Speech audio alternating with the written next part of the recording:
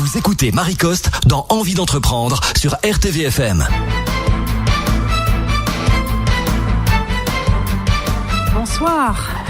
Bonsoir à tous. Donc ce soir, nous allons recevoir un chef d'entreprise, Sandra Vic, qui tient un studio graphique. Ça fait 23 ans qu'elle est graphiste, donc c'est une vraie professionnelle. Et ça fait 10 ans qu'elle a créé son entreprise. Bonsoir Sandra. Bonsoir Marie, merci de me recevoir. Merci. Et on a aussi avec nous ce soir Floriane, que vous commencez un petit peu à connaître, puisque ça fait plusieurs émissions qu'elle fait ensemble avec nous. Bonsoir Floriane. Bonsoir Marie, bonsoir Sandra. Très bien. Donc nous allons commencer par la première question que l'on pose généralement à un chef d'entreprise, c'est d'expliquer ton parcours. Est-ce qu'on se tutoie d'abord ou est-ce qu'on se vous voit? On va se tutoyer, ça sera plus simple. D'accord. Donc, est-ce que tu peux parler de ton parcours professionnel pour en arriver à l'entreprise aujourd'hui? Oui. Alors à la base, j'ai une formation extrêmement classique, avec des parents qui ont voulu que je fasse un bac général, où j'ai brillé surtout par ma médiocrité.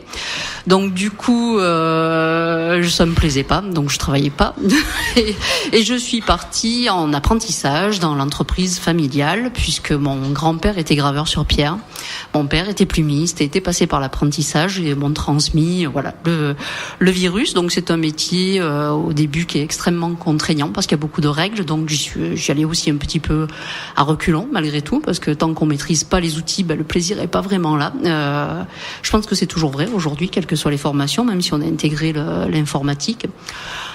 Donc après, de l'entreprise familiale, je suis allée voir un peu à droite, à gauche. J'ai essayé de bouger. Je suis allée sur Lyon. C'était des métiers, il y a 20 et quelques années, qui étaient relativement fermés. C'était vraiment un héritage familial. Donc je suis allée sur Lyon parce que mon grand-père connaissait, etc. Donc on était toujours dans ce registre-là. J'ai fait de belles entreprises où certains métiers aujourd'hui ont disparu. Enfin voilà, moi je suis arrivée au moment. Quoi comme métier par exemple? La photogravure a quasiment disparu. C'est des métiers moi que j'ai exercé. Bon, il y a eu une mutation avec l'informatique qui est très bien aussi. Ça a apporté d'autres choses. Donc j'ai vu ces entreprises. J'ai eu des chefs. J'ai un tempérament plutôt indépendant, créatif. Donc à un moment donné, on a un directeur artistique qui veut qu'on soit dans tel registre. Donc à un moment donné, ça me semblait évident qu'il fallait que je crée mon entreprise. Voilà. Mais tu es passé directement de l'apprentissage à la création d'entreprise? Non, j'ai été salarié, alors apprenti durant 3 ans, et puis après salarié malgré tout une dizaine d'années. Donc dans une entreprise d'imprimerie ou dans une entreprise qui est en relation avec ton métier? Voilà, des studios graphiques, photogravure, enfin un petit peu, j'ai vu à peu près toute la chaîne des arts graphiques. Et quel est le moment qui s'est passé, enfin l'instant où tu t'es dit ça y est, maintenant j'ai assez de compétences qui peut me permettre de dire je vais lancer mon entreprise? C'est un désir de liberté profond avant toute chose. D'accord. C'est ça qui t'a motivé à vouloir créer ton entreprise? Oui, puis je pense que on part dans l'idée qu'on va se prouver quelque chose et c'est tellement vrai. On se prouve beaucoup de choses. Voilà. T'as pas eu trop peur? À quel âge tu as créé ton entreprise? 33. Et t'avais pas peur? Si. Si, on passe d'un statut confortable de salarié à quelque chose qui est incertain, qui repose en plus que sur ses propres épaules. J'ai pas créé une grosse entreprise, j'ai créé mon emploi, donc à un moment donné, il y a cette espèce de stress qui est là. Il y a aussi le stress de mal faire parce qu'on a une famille, on a un mari, des enfants, donc à un moment donné, on est un peu face à des réalités. Puis c'est une concertation familiale également? Oui, je pense que ça contribue à l'équilibre en tout cas, effectivement, parce que être entrepreneur, c'est vraiment des convictions profondes, c'est beaucoup de temps passé. Moi, j'ai un mari entrepreneur aussi, donc du coup, on est un peu sur les mêmes ondes, mais parallèlement, on est très investis et l'un et l'autre. Donc, à un moment donné, il faut créer un équilibre familial. On jongle, on jongle. Et donc le moment décisif qui t'a fait dire voilà, je vais créer, comment tu t'y es pris alors? Quelles ont été les premières choses sur lesquelles tu t'es dirigé pour monter ton entreprise? Alors moi à la base j'ai un côté créatif, donc du coup c'est pas l'aspect raisonnable qui l'emporte très souvent. L'idée c'était je veux travailler pour moi, faire ce que je veux, comme je veux. On s'aperçoit au fil du temps qu'on n'est pas tout à fait dans ça, parce que je fais ce que je veux, certes, mais avec des clients qui m'apportent beaucoup de contraintes. Mais c'est comme ça. Je veux dire. Mais c'est vrai que la première vision qu'on a est un peu fausse, je pense. Et puis tant mieux, parce que si on savait tout, on n'irait pas non plus. Donc voilà. Malgré tout, je suis passée par une structure, alors que j'ai découvert à l'époque par hasard, en allant sur le site de la mairie, ou en passant un coup de fil à la mairie de Carpentras, qui m'a indiqué une structure, cette initiative Ventouki, s'appelait Compta Initiative à l'époque. J'y suis allée, et là effectivement j'avais besoin d'être encadrée. Et aujourd'hui, quelles que soient les structures, le tout c'est de pas rester isolé, d'être accompagné, parce qu'on fait beaucoup d'erreurs de toute façon. Donc là, moi je vais facilement dans le mur, donc ça permet d'éviter quelquefois de se faire un peu trop mal. Et là, 10 ans après, quel est le recul que tu en as par rapport... Alors, il y a eu des hauts, il y a eu des bas, je suppose. Il y a eu des très bas. Des très bas. Il y a eu des... Ouais, il y a eu. Les très bas sont dans quoi? Sont dans la baisse de morale, ou c'est parce que la conjoncture n'est peut-être pas propice au genre de métier, ou qu'est-ce qui a fait que tu étais dans les bas? Les très bas, c'est à un moment donné, c'est le refus peut-être de voir la nécessité de se former à la gestion. Je crois que c'est ça. C'est qu'à un moment donné, aujourd'hui, on est dans un contexte plus difficile économiquement, donc une entreprise ne peut pas vivre que de son seul savoir-faire en termes de métier.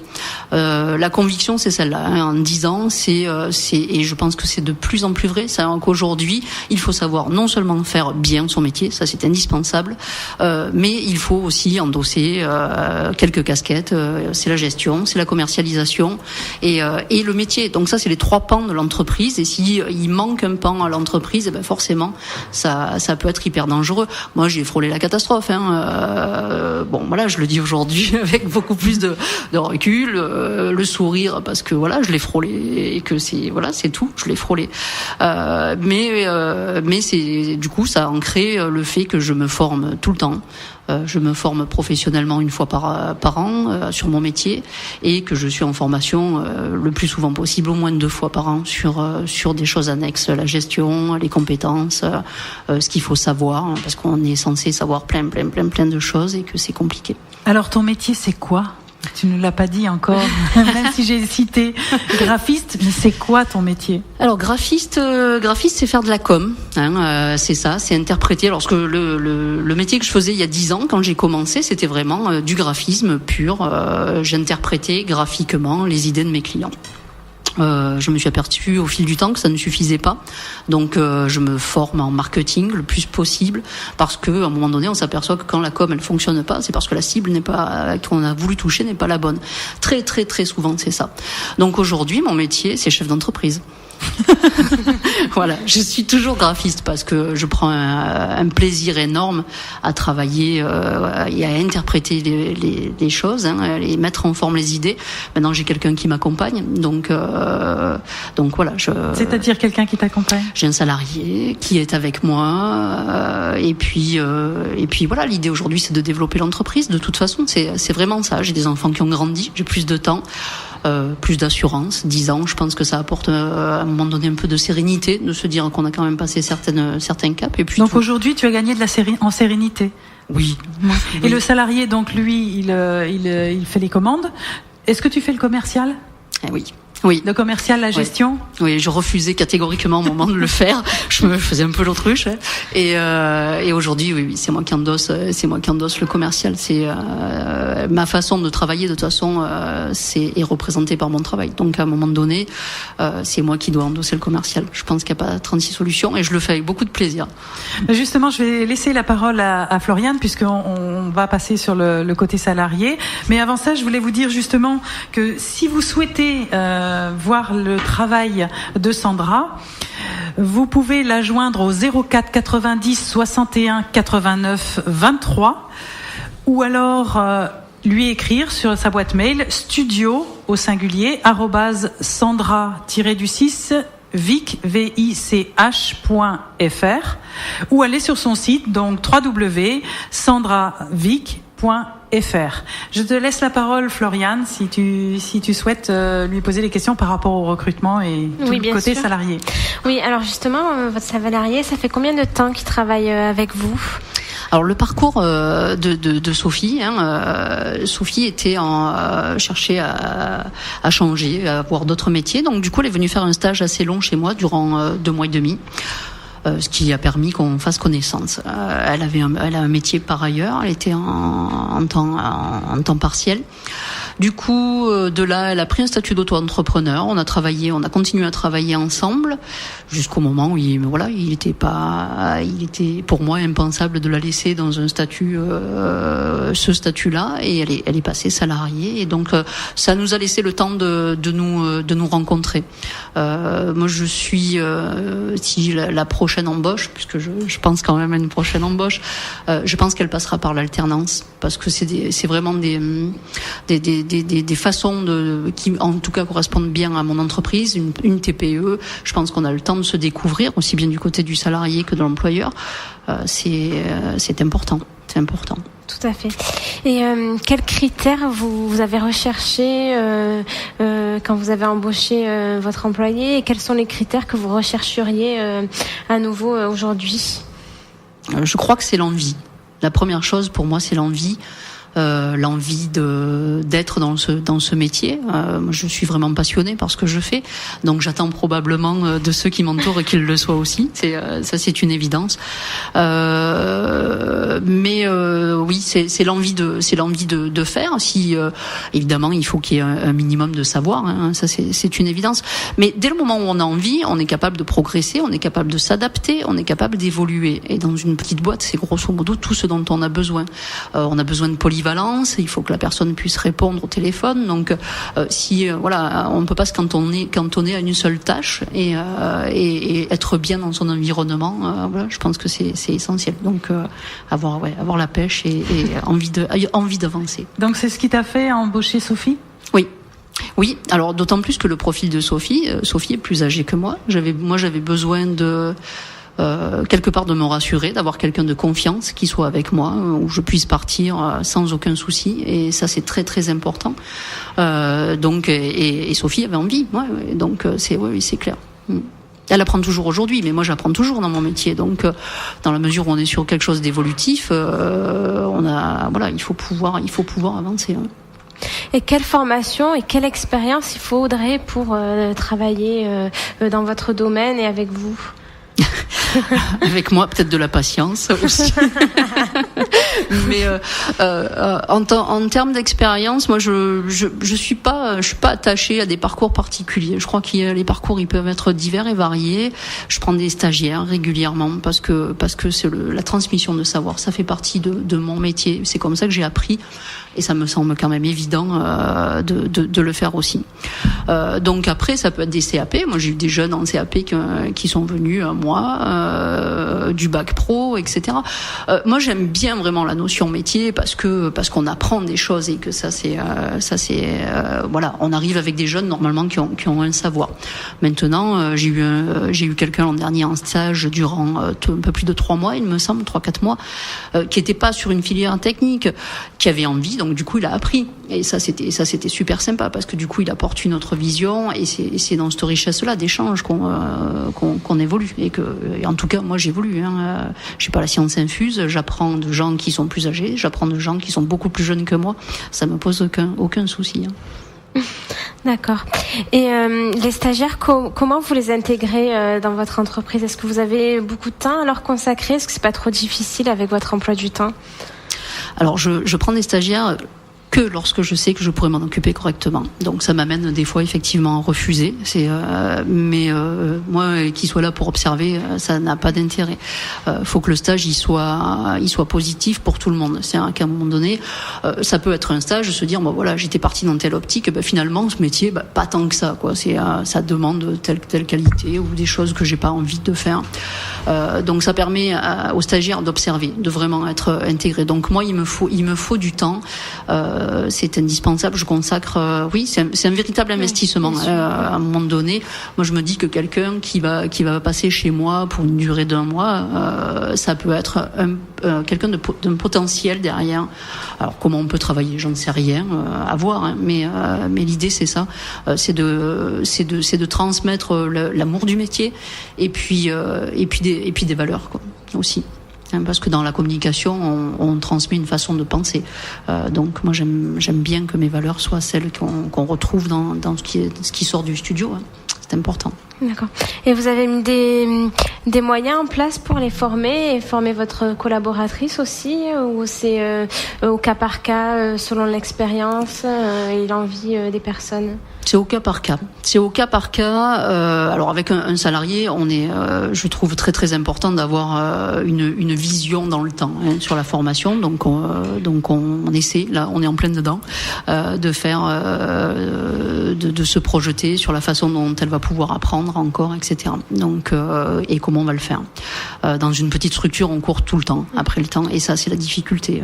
C'est vraiment ouais, c'est un gros souci, c'est un vrai souci, parce qu'à un moment donné, le salarié est payé pour tant d'heures, et donc du coup, voilà, il faut rationaliser un maximum, intégrer le moment de formation. Donc ça, c'est pas évident, hein, mais il faut le faire. Voilà, ça fait partie des choses qu'il faut faire. Et puis sur les stagiaires, moi j'ai pas vraiment de méthode. Je suis quelqu'un qui travaille beaucoup au feeling, voilà. Et du coup, on s'aperçoit des fois que on peut se tromper un peu sur ce que les gens veulent vous montrer d'abord.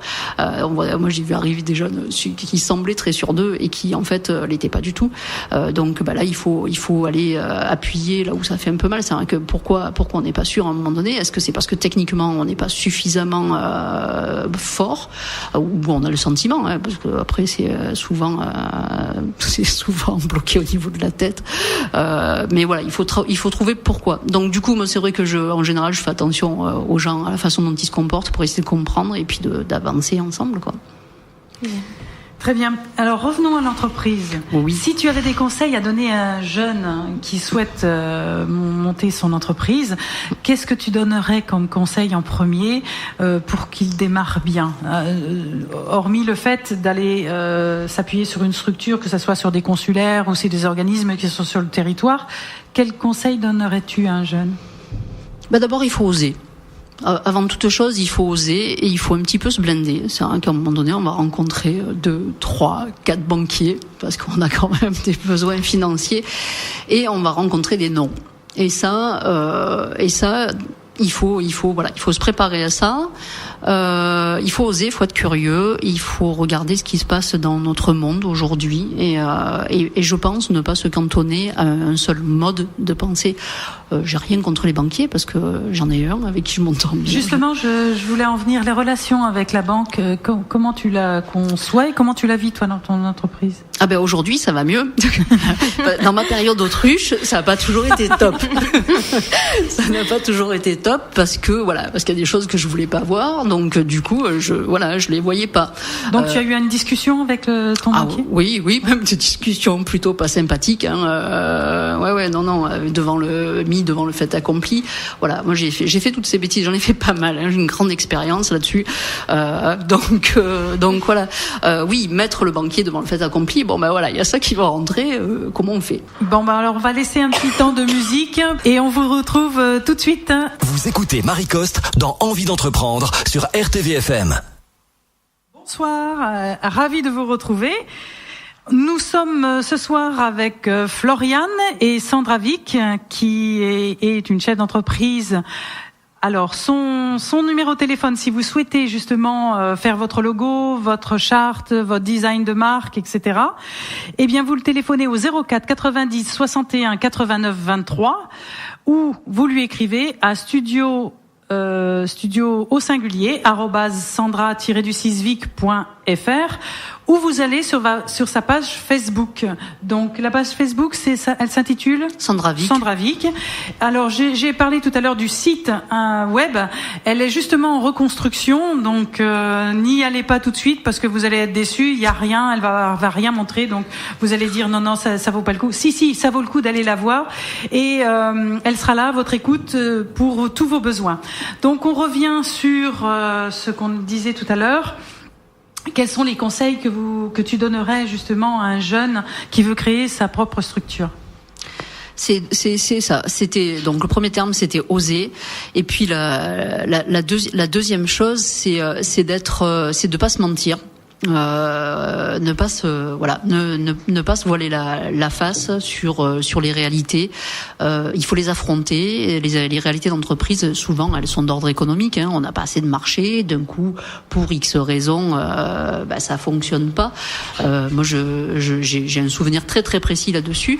Je devais signer un contrat pour des vignerons qui eux étaient partis pour le Japon, et il s'est passé Fukushima. Et c'était un très gros contrat, et du coup je suis restée le bec dans l'eau, et c'était bien compréhensible, je veux dire, mais voilà, un événement extérieur. Donc quand ça se passe, forcément il y a des retombées économiques. On a anticipé sur quelque chose qui était validé à 99%, et puis ça l'est pas. Donc il faut être réaliste, ne pas se voiler la face. Ça, c'est très très important. Et est-ce qu'il y a des étapes justement pour la création d'entreprise ? Quelles sont-elles pour toi ? Ouais, je pense qu'il y a déjà les 3 premières années. Les 3 premières années, ça va crescendo. Il faut être extrêmement vigilant. On le sait, la 3e année, elle est super dure parce que on a un système en France qui fait que on a un retour en N-2 qui est assez violent. Donc, ça veut dire qu'il faut anticiper. Ça veut dire qu'il faut s'entourer. Aujourd'hui, ne pas avoir d'expert comptable, pour moi, c'est une ineptie, c'est impensable et c'est très dangereux. Mais c'est vrai pour tout un tas de métiers. C'est-à-dire que l'expert comptable, il fait bien son métier, il va vous aider à faire le bilan, etc. Mais il n'est pas là pour gérer. Donc ça aussi, il faut quand même en avoir parfaitement conscience. Il ne faut pas attendre des gens, ceux qui ne sont pas à même de vous amener. Donc il faut se renseigner, il faut s'ouvrir, il faut aller chercher des partenaires quand on n'a pas les connaissances. Ça, c'est très très très important. D'accord. Et les étapes pour créer son entreprise, tu mettrais quoi en premier ? Écrire son projet, par exemple ? Est-ce rechercher de l'argent tout de suite ? Est-ce que c'est rechercher les clients ? Est-ce que c'est se tester soi-même ? Écrire son projet, ça me semble important. Le fait de formaliser les choses. Alors bon, moi je passe très facilement par l'écrit, c'est quelque chose qui m'aide à me structurer. Je pense qu'il faut que chacun trouve dans sa façon de faire ce qui lui convient le mieux. Mais en tout cas, oui, il faut structurer, ça c'est une certitude. Il faut structurer, ce qui permet de savoir quels sont les besoins financiers. Voilà. Ça aussi c'est très important. Ne pas partir avec pas assez de moyens, parce qu'à un moment donné on est très vite, on s'aperçoit à 6 mois, 1 an qu'on n'a pas suffisamment emprunté ou qu'on a oublié telle ou telle chose. Donc prendre le temps de bien structurer de façon à pas se retrouver 1 an après complètement coincé. Et là c'est plus compliqué parce qu'effectivement il y a 1 an d'exercice, les banquiers restent un peu frileux, ce que l'on peut entendre aussi. Donc il faut quand même bien préparer les choses. Et la communication alors, Sandra? Et la communication aujourd'hui, elle est capitale. Elle est capitale parce que on est confronté tous les jours dans notre vie à des visuels de qualité, de la communication souvent de plus en plus de qualité. Donc l'image qu'on donne de son métier.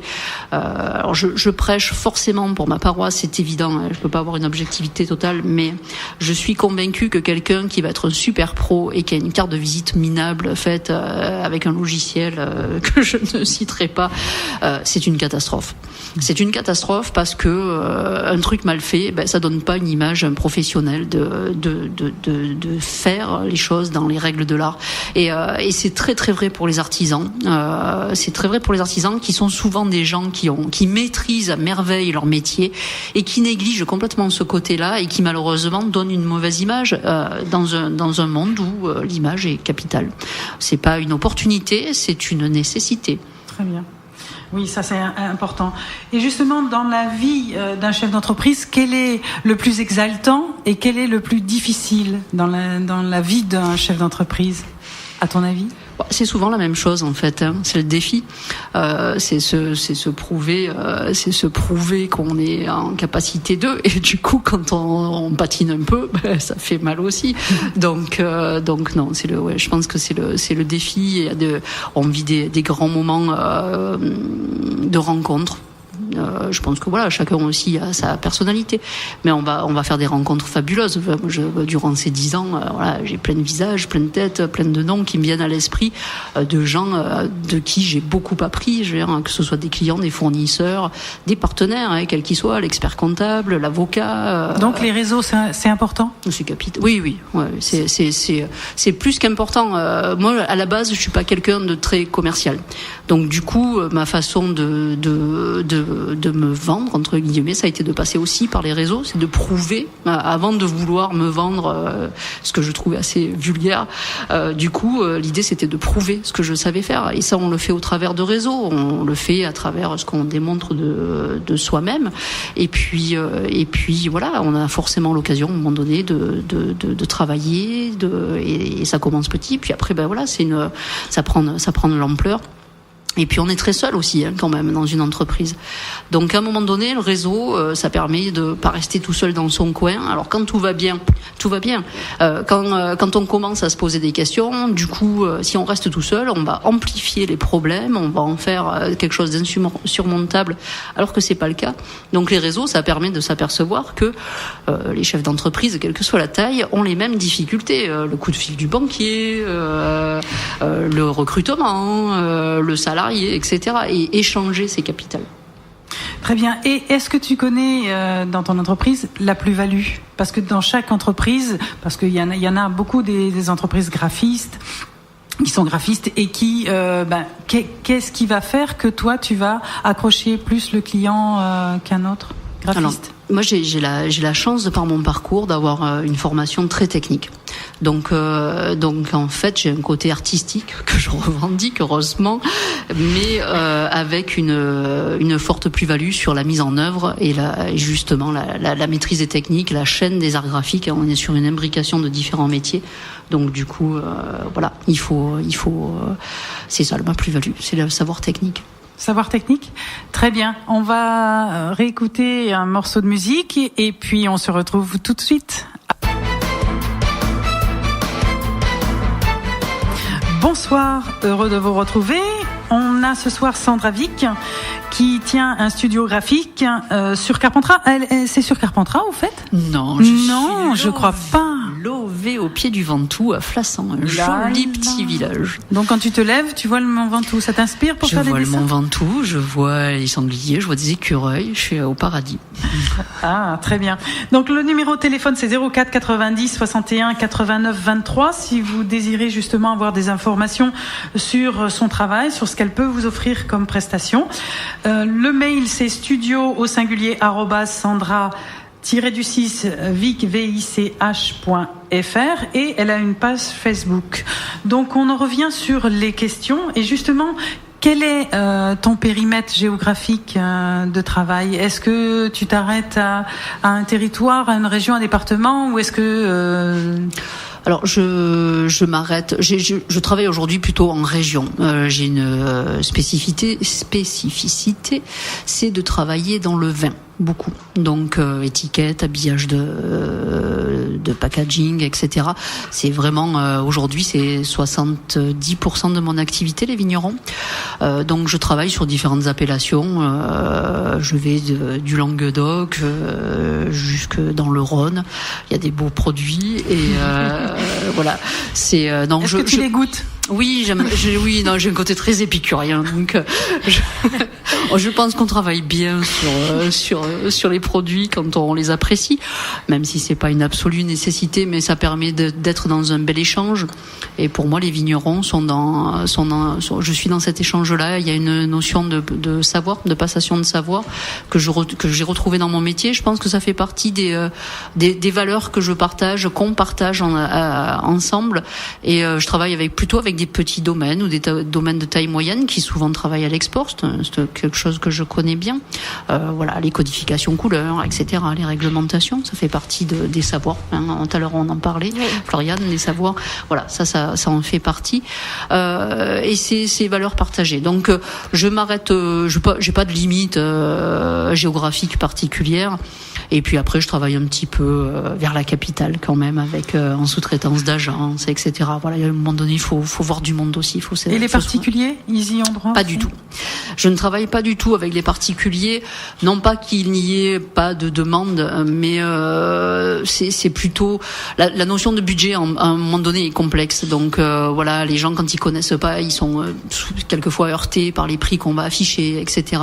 Et du coup, j'ai peut-être un langage un peu trop technique et c'est là où je sais pas vraiment m'adapter. Donc le particulier, je le fais pas. Je suis pas à l'aise. Alors implanté au pied du Ventoux. Pardon Floriane, je te donnerai la parole. Je pense que tu voulais. Excuse-moi. Juste lui poser par rapport à l'implantation. Est-ce que ça a été un choix ou une évidence, ou est-ce que tu as recherché justement à t'implanter à côté du Ventoux parce que tu pensais que justement ça allait apporter un plus à ton entreprise ou? Non, c'est les hasards de la vie. J'ai rencontré la personne avec qui je vis, donc qui lui est agriculteur au pied du Ventoux. Donc il était plus facile de déplacer un ordinateur que de déplacer les cerisiers, les hectares de cerisiers. Donc du coup, je suis restée dans le Ventoux et c'est un bel endroit. L'aspect créatif, on a quand même aussi besoin de se ressourcer à un moment donné. Donc la société, elle est chez toi? Non. Elle est dans le village, parce qu'aujourd'hui nous on habite en campagne, si tant est qu'à Flassan soit à la ville, mais voilà, je suis dans le village et avec des choses séparées. À un moment donné on habitait sur place. On se laisse grignoter. Moi, j'étais capable de descendre à 1h du matin parce que d'un coup, j'avais une idée. Donc, du coup, tout le monde est content à la maison que mon bureau ne soit plus à côté de la maison. D'accord. Floriane, je te laisse la parole. Moi, je voulais savoir justement au niveau des professionnels, comment se passe le processus de création? Vous les rencontrez, vous réfléchissez aux idées avec eux, comment vous agissez? Il y a plusieurs formules. Soit le client est dans une confiance totale, n'a pas forcément d'idée, va avoir un côté très dirigiste sur ma cible, c'est celle-ci, je veux pouvoir atteindre ça et ça. Et là, moi je prends les informations et de là j'ai effectivement une démarche créative. Alors souvent on va voir ce qui se fait. Il faut aller voir qu'est-ce que font les autres, etc. Pas forcément pour copier, bien au contraire, mais justement pour pouvoir identifier les codes. Alors dans le vin, c'est très vrai, selon qu'on veuille atteindre de la grande distribution, ce qu'on appelle le CHR, café, hôtel, restaurant, ou être à l'export, on ne travaille pas du tout de la même façon. Donc voilà, soit le client me laisse libre, et ça j'adore, je dois avouer, client, laissez-moi libre, j'adore.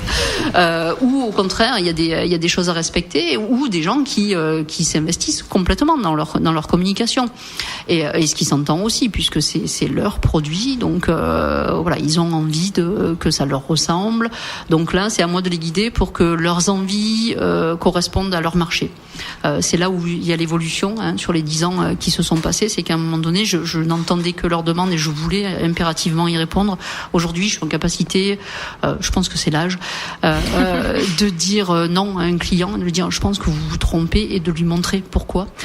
Et ça c'est très important parce qu'à un moment donné satisfaire et faire plaisir ça suffit pas, il faut absolument que ce que l'on crée en communication soit pertinent, qu'il y ait un retour sur la communication. Il faut que c'est pas un investissement juste pour se faire plaisir, parce que moi je peux m'éclater, il y a pas de souci, mais à un moment donné il faut que ça ait du sens, et ça c'est très très très important et c'est ce qu'on apprend de plus en plus dans les écoles. Alors moi je le vois, les profils qui passent chez moi souvent sont moins techniques, mais par contre sont beaucoup plus pertinents sur cette démarche-là. D'accord. Et après 10 ans de création, des fois vous n'êtes pas en manque d'idées, vous arrivez toujours à vous renouveler. Est-ce que c'est pas trop compliqué? Je pense que c'est des phases. Moi, j'ai appris. On apprend à se connaître aussi avec le temps, c'est important. Moi, je me suis aperçue que j'avais besoin, par moment, de m'isoler, d'aller me ressourcer, vraiment. Alors, me ressourcer, ça peut être dans la nature, ça peut être dans les expos, dans un côté culturel. J'ai besoin de m'échapper pour pouvoir effectivement, à un moment donné, pouvoir produire des choses, qui tiennent la route. Ça existe la page, ce qu'on appelle la page blanche de l'écrivain, l'écran blanc du graphiste. Oui, tout à fait. Alors l'écran blanc, moi j'ai une formation ultra classique, donc je crayonne avant de partir sur l'ordi. Mais oui, ça arrive. Ça arrive, là c'est obsessionnel, on y pense la nuit, le jour, en repas avec les collègues, on n'est juste pas là. Non, ça arrive, c'est assez... ça en fait partie, ça aussi, avec le temps, on l'apprivoise. Et justement, tu es dans le secteur du vin. Oui. Est-ce que tu aurais un secteur particulier où tu aimerais aller, où tu n'as pas tenté encore, où tu te cantonnes dans ce secteur et tu évolues ? Au fil du temps, le vin me plaît parce que voilà le produit, les valeurs. Ça, c'est ça, voilà. C'est ça. Mais il y a tout l'aspect agroalimentaire. J'aime bien les choses qui ont du sens et j'ai compris aussi qu'à un moment donné il fallait qu'il y ait du sens dans ma relation avec mon client pour que je puisse travailler correctement. Donc aujourd'hui, quand je sens pas, j'y vais pas. Donc en secteur aujourd'hui il y a l'agroalimentaire, c'est quand même aussi un secteur que je connais bien pour y avoir travaillé parce qu'il y a du packaging et je suis issue d'un autre petit village qui s'appelle Valréas qui à la base était le berceau de l'emballage. Donc voilà là-dessus et puis c'est chouette l'emballage à travailler, donc il y a toujours beaucoup de plaisir, c'est quelque chose que je suis en train d'essayer de développer, l'agroalimentaire. Très bien. Et pardon, Florian, je voulais savoir justement après 10 ans aussi toujours, est-ce qu'on a des nouvelles idées, des nouveaux projets ou est-ce qu'on essaye plus de se stabiliser? Il y a encore du développement dans l'air? Il y a beaucoup de développement, mais oui. Alors, moi là, je suis à 10 ans et je suis à fond. En fait, je repars. J'ai eu une petite. Il faut stabiliser. Bon, après c'est ça aussi l'entreprise. À un moment donné, il faut développer. On pose et puis on recommence à développer. Là, pour X raisons, souvent des raisons qui sont perso. Je le vois autour de moi des chefs d'entreprise qui fonctionnent pareil. Donc là, je suis de nouveau dans une phase de développement avec j'ai 3000 idées à la seconde. Le plus difficile, c'est de faire le tri, de les poser et de mettre les choses dans l'ordre. Ouais. Je crois qu'il n'y a pas la notion de temps. Alors en plus dans mon métier, on a la chance d'avoir un métier évolutif. Ce que je faisais il y a 1 an, je le fais pas aujourd'hui, je le ferai pas demain, mais demain je ferai autre chose. Et j'apprends tous les jours, les techniques évoluent, le métier évolue, la vision de la communication évolue. Donc ça c'est vraiment c'est la panacée franchement. Et puis j'ai vu un truc là, il y a une grand-mère aux États-Unis qui est dans la Silicon Valley, elle a 92 ans, m'a pas semblé être à court d'idées. Donc je me dis qu'il doit rester quelques années devant moi. Donc on disait justement sur l'activité de l'entreprise. Est-ce que comment tu vois ton entreprise 5 ou 10 ans bon, tu parlais tout à l'heure. Oui, mon but maintenant, c'est d'embaucher, c'est de développer. Là, c'est toi qui mets en place la créativité. Est-ce que Sophie justement t'aide dans cette créativité et va t'aider peut-être aussi dans le développement avec tes futurs salariés? Comment tu vois ton évolution de ce côté-là? Alors l'évolution aujourd'hui, ce serait moi d'adopter le poste de directrice artistique, d'être finalement de moins en moins sur la partie d'exécution. Et pour ça, il faut avoir une petite équipe autour de soi. Je travaille déjà de toute façon beaucoup en collaboration avec. Donc Sophie est avec moi presque tout le temps, mais je travaille avec d'autres. Je travaille avec un webmaster qui lui s'occupe de la partie technique, style je monte dans ma voiture, moi je mets la clé, il faut que ça tourne, mais il y a des gens qui ont travaillé sur le moteur. Là c'est un peu pareil. Moi je travaille sur le web design parce que ça aussi c'est important, c'est capital. Il faut que l'ergonomie, les couleurs, etc. correspondent à quelque chose. et je travaille avec quelqu'un qui est un technicien, pas que, mais qui est un technicien. C'est pareil sur les films, je travaille aussi avec quelqu'un qui fait des films, Paul Cucciaioni, qui a comme une image. Le webmaster, c'est Gabriel de NetMedia. Ça fait 8-10 ans qu'on travaille ensemble et on va y aller de plus en plus. Donc ça fait partie des projets, de se positionner en tant qu'agence. Ça, c'est des projets à venir à court terme. À court terme. Oui, à court terme. Ouais. On est en train de monter ça. Donc, on est bien entouré avec un expert comptable, les avocats, etc. pour monter tout ça. Mais plus structuré. Bon, après le studio, lui, il va continuer d'évoluer. Je pense qu'on va arriver à 3-4 personnes. Ce sera à mon avis, le maxi. Bon, en face, il faut quand même aligner des chiffres. Il faut que ce soit raisonnable et qu'on pérennise. Mais je me projette bien dans le management d'une équipe. C'est ce qui me fait envie. Toujours dans l'agroalimentaire ou il y aura peut-être une évolution sur d'autres Non, domaines? on est dans un secteur géographique où l'agroalimentaire est quelque chose de très important, qui va être mis en avant. On le voit sur Avignon, il y a des pôles qui se font, donc il y a encore beaucoup de choses. Il y a de la créativité de partout. Et je pense que dans l'alimentaire, on n'a pas fini d'en voir. Et puis pas forcément dans le mauvais sens du terme. En plus, on voit des choses intelligentes. Donc ça fait vraiment envie d'aller communiquer là-dessus. Ouais. Alors est-ce qu'il te reste du temps justement pour tes proches et pour toi? Comment tu fais? Alors, si ton mari travaille aussi en tant que chef d'entreprise, ça doit être chaud, non? Lui, ouais, c'est chaud. C'est chaud. c'est chaud. On est investis tous les deux dans la vie associative. Bon, après, je pense qu'on s'en sort bien. Hein. On s'en sort bien. Le plus complexe, c'est de trouver pour soi à un moment donné du temps, parce que le temps pour les enfants, on le trouve. Là aussi, avec un peu de recul, j'ai eu fait des 15 heures par jour, mais trop régulièrement, et on s'aperçoit qu'on passe à côté de choses, et puis d'un coup, on se fait un peu secouer par ses enfants, et c'est normal. Ils ont raison, il le faut. Et puis, je suis pas sûre qu'on travaille bien quand on est longtemps dans ce rythme de travail. Donc, je me suis à un moment donné obligée à travailler moins, à être plus avec les miens, qui sont aussi un lieu de ressources. Je veux dire, on va puiser l'énergie dans nos proches. Des fois, je leur puise beaucoup de l'énergie. Donc, non, on va chercher dans ces valeurs-là, et c'est là où c'est pour moi en tout cas, ça a été important qu'il y ait une stabilité. C'est que chacun ait la compréhension de ce qu'on fait, le pourquoi on le fait, le respect de l'investissement. Donc, à un moment donné, il faut savoir aussi le rendre, ça, et voilà. Et est-ce qu'un chef d'entreprise comme toi, au bout de 10 ans, elle a encore des rêves autres que celui de chef d'entreprise? Est-ce que il te reste une place de rêve pour faire autre chose, ou pour te ressourcer, comme tu disais tout à l'heure? Oui, je pense. Après, il faudrait plusieurs vies, mais bon. Il y en a déjà une qui est bien remplie et qui pour l'instant me satisfait. Je passerai à autre chose à un moment donné quand je me lasserai, mais pour l'instant, ça va. Très bien. Donc, je vous rappelle que si vous souhaitez avoir des conseils ou intervenir sur votre visuel, logo, charte, design de marque, n'hésitez pas à appeler au 04 90 61 89 23 ou à écrire au studio sans S, @sandra-vic.fr, ou aller voir sur sa page Facebook. Justement, on parlait de ton site tout à l'heure, qui est en train de rénover. Qu'est-ce que tu vas y mettre? Est-ce que tu peux nous donner, justement, puisque tu es dans le visuel, dans le graphique, est-ce que tu peux donner déjà une petite idée de professionnel sur ton outil?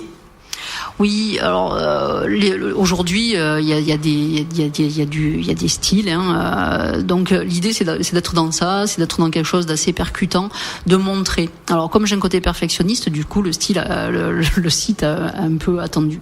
Aujourd'hui, je travaille sur moi aussi, donc je deviens moins perfectionniste, et le site devrait être en ligne assez rapidement, d'ici un mois, puisque tout est fait, il reste juste le remplissage. L'idée, c'est de montrer, c'est de faire bouger, de montrer montrer tout le panel, mais il est extrêmement large, donc ça va être des mises à jour assez régulières, de façon à ce que les gens se lassent pas. Et puis des liens avec la page Facebook, parce que je crois qu'on est complètement dans une synergie de médias. C'est-à-dire qu'avant, il y a quelques années, et c'est pas si loin que ça, on travaillait les différents médias de la même façon, avec le même message. Aujourd'hui, on n'est plus dans ça. On est sur des complémentarités de médias. On dit pas la même chose sur une page Facebook que sur un site internet ou que sur une plaquette. Donc l'idée, ça va être de bouger là-dessus. Je voulais faire un blog, mais j'aurais pas le temps, donc je vais être raisonnable. Je vais faire un site avec mes références et voilà. Donc ça sera de l'image, ça sera de la vidéo peut-être aussi, non? Oui, en fait, je vais travailler sur les 8 pôles qui sont dans l'entreprise. Alors la créa graphique pure. À la base, moi, je suis typographe, puisque voilà. Qu'est-ce que c'est? Explique ce que c'est.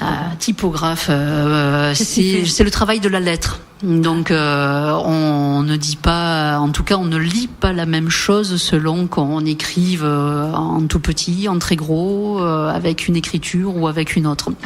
Et ça, ça c'est le transfert du savoir familial, la gravure sur pierre, etc. Ça te sert aujourd'hui dans ton travail? Complètement, parce qu'on est sur un métier qu'on appelle issu des arts appliqués, donc il y a bien le mot artistique, mais il y a le mot appliqué. Et on est dans un travail où la rigueur, et ça chez les jeunes je pense que c'est quelque chose qu'il faut entendre, la rigueur c'est vraiment indispensable. Alors c'est difficile de s'y coller, moi à 18 ans j'avais pas forcément envie d'être dans la rigueur, soyons clairs, mais une fois qu'on maîtrise l'outil, je pense que c'est le même plaisir que peut avoir un ébéniste, une fois qu'il sait maîtriser ses outils, c'est qu'au départ on fait des trucs pas terribles, et puis à un moment donné ça sort, et puis ça vient de mieux en mieux. Donc aujourd'hui ma spécificité, notamment avec les vignerons, c'est le savoir, il est là sur la typo, l'utilisation de la typo, le travail de la lettre, etc. Et là, j'y prends un plaisir immense. Donc sur le site, on va trouver des vidéos de comment tu fonctionnes ou comment tu. Alors comment je fais? Non, pour l'instant, ça m'est pas trop venu. Je crayonne, donc ça, il y en aura. L'évolution du crayonné, de l'idée, comment on va aboutir. Ça va être présent. Mais il va y avoir donc la créa graphique avec la typo. Il va y avoir une partie print. Donc là, la notion de connaissance des différentes techniques. Aujourd'hui, on a une chance folle, parce que les choses se démocratisent. Donc on peut, à des coûts relativement abordables, avoir de la vraie valeur ajoutée avec des effets 3D, etc. qui restent. Là, j'ai fait très récemment pour des vignerons avec une jeune, la fille intègre le domaine et elle est très très féminine. Elle me dit, tu sais, moi j'aimerais bien un truc en croco. Donc du coup, ils ont un dépliant avec une première, avec une imitation peau de croco, et ils font un tabac avec, et je suis super contente pour elle parce que c'est chouette, parce que ça lui ressemble. Voilà. Donc ça, derrière du web évidemment, parce que on peut pas s'en passer, du packaging, parce que moi j'y trouve une liberté énorme. Alors là, ça passe par le boîtage. Tout à l'heure, on parlait de packaging. Donc c'est le boîtage. Ça peut être les boîtes de vin sur lesquelles on a des magnums, etc. Et puis tout ce qui est boîte pour mettre quelque chose à l'intérieur. Et là, il y a on peut pas se lasser de ce métier, parce que justement, on peut avoir tellement d'idées et aller sur des pistes différentes que je suis pas sûre de les avoir à toutes exploitées, même si je vis comme Jeanne Calment. Donc voilà, tous les pôles de l'entreprise seront mis en évidence. C'est quelqu'un qui veut aller à une info plus rapidement ira taper sur le print. Donc voilà. Et j'ai également mis notre recrue qui s'appelle Gertrude. Alors Gertrude, ça va être la surprise. Enfin, c'est notre collègue de travail avec Sophie, qu'on a inventé parce qu'il fallait faire de la relance. Ça fait partie aussi du métier, et je savais pas comment faire. D'un coup, je me suis dit, il faut que je trouve un truc délirant. Donc du coup, Gertrude, c'est une autruche qui a une écharpe rose, et qui est là pour les renseignements, pour faire la relance, etc. Donc je suis en train de créer la vie de Gertrude et je m'amuse beaucoup. Très bien. Et ça va ouvrir quand, ce site, à peu près? Parce que maintenant que tu nous as donné envie. Oui, fin avril, il sera en ligne. Fin avril. Et tu auras un contact particulier avec justement des clients, des futurs, des prospects? ou pas? Alors le plus facile pour me joindre, ça reste le mail, parce que je passe la plupart du temps en journée, je suis en rendez-vous. Le matin, je le consacre à travailler. Je trouve que le mail c'est bien, c'est pratique. Après le contact sur le site avec les fournisseurs, je suis pas immédiatement. Ça demanderait trop d'investissement de temps justement et de disponibilité pour que ça puisse être fait. D'accord. Et on parlait tout à l'heure de formation. Est-ce que tu penses que c'est une nécessité pour un chef d'entreprise de suivre des formations? Bon, tu l'as dit tout à l'heure un petit peu en disant oui, il faut une formation de gestion, une formation un peu comptable. Et est-ce que dans le métier même que l'on exerce, quel que soit le métier, qu'est-ce que tu en penses toi au niveau de ce suivi? Moi, je pense qu'il y a les formations initiales au départ de la création d'entreprise où il faut s'approprier. En fait, il faut s'approprier le langage qu'utilisent vos interlocuteurs. Et ça, c'est pas facile. Apprendre le langage du banquier, c'est pas facile. Avoir le même vocabulaire. Donc ça passe par la formation. Il faut comprendre ça et pouvoir être sur le même. C'est à nous de nous adapter. À un moment donné, quand on est tout jeune entrepreneur, c'est l'entrepreneur qui doit s'adapter parce que personne s'adaptera à lui. Donc une fois qu'on a compris ça, c'est déjà pas mal. Et puis après la formation, oui, non, c'est très très très très très important. Très important parce que moi je dépends de la Chambre des métiers et de la CCI, j'ai les deux inscriptions en fait, Chambre de métiers, Chambre de commerce, mais je suis aussi allée me former via la Chambre des métiers. Alors sur de la créativité mais dans l'entreprise. Alors pas sur mon côté métier, sur l'aspect graphique, mais bel et bien dans l'entreprise. Comment je peux créer de la valeur ajoutée avec mes salariés ou mon salarié. Moi, j'ai fait une formation qui était de l'ordre de 4 jours, il me semble, avec quelqu'un de fabuleux, parce que les formateurs en général ils sont très souvent ils donnent tellement du coup on reçoit beaucoup, et ça c'est vraiment sympa, et ça ouvre d'autres perspectives. Ça nous permet de sortir de l'entreprise et même d'avoir une vision sur sa propre entreprise différente, parce qu'on est souvent en groupe, donc on confronte les idées. On s'enferme pas tout seul autour de son nombril à penser quelque chose. Donc non, c'est une formation par an, c'est indispensable. Une formation par an? Oui. Très bien. Donc, si vous souhaitez déjà avoir un contact avec Sandra Vic pour avoir des conseils justement sur votre logo, votre charte, ou pour tout autre, qu'est-ce qu'on peut dire, c'est que du graphique, mais tu fais pas de visuel, tu fais pas de toute la communication. Ça passe les kakémonos, les affiches, tout ce qui est print. Tout ce qui est print. Donc, n'hésitez pas. Vous téléphonez au 04 90 61 89 23 ou comme elle le dit si bien, vous écrivez à studio sans s @sandra-vic.fr ou sur sa page Facebook. Et justement, je voulais te demander pour terminer, parce qu'il nous reste 3 minutes, à savoir qu'est-ce que tu dirais à un jeune, non pas qui recherche un travail, non pas qui cherche une entreprise, mais qui souhaiterait justement connaître ton métier? Est-ce que toi tu fais une porte ouverte? Est-ce que toi tu accueilles des jeunes, en stage peut-être, mais qu'est-ce que tu donnerais comme conseil à un jeune qui ne connaît pas forcément ton métier, mais qui a envie de voir? Est-ce que tu les incites à faire des salons, des choses comme ça? Alors, moi, je crois beaucoup à la rencontre. Les salons des métiers, c'est important. C'est souvent assez conventionnel. Donc, du coup, il faut qu'il y ait un véritable échange. Donc, il faut qu'ils osent. Il faut qu'ils osent aller taper à la porte des entreprises en étant évidemment relativement souple, parce qu'on tombe pas forcément au bon moment dans l'entreprise. Il y a du taf, il y a un client, etc. Mais expliquer. Et je pense que les entrepreneurs très souvent ont un esprit très large, et moi j'en rencontre peu qui sont enfermés dans leur truc. Je pense que si un jeune montre qu'il a envie d'essayer de voir, alors ça plaît pas, peu importe, mais je pense qu'il sera bien accueilli. Moi je fais pas de portes ouvertes parce que je suis afflaçant aussi, donc du coup il y aurait peut-être pas forcément lieu, mais en général j'accueille très volontiers quelqu'un, il y a pas de souci. Très bien, je te remercie d'être venu ce soir. Merci Floriane. Je voudrais juste dire que la semaine du numérique qui est organisée par le CBE et par le dispositif ERIC commence demain matin.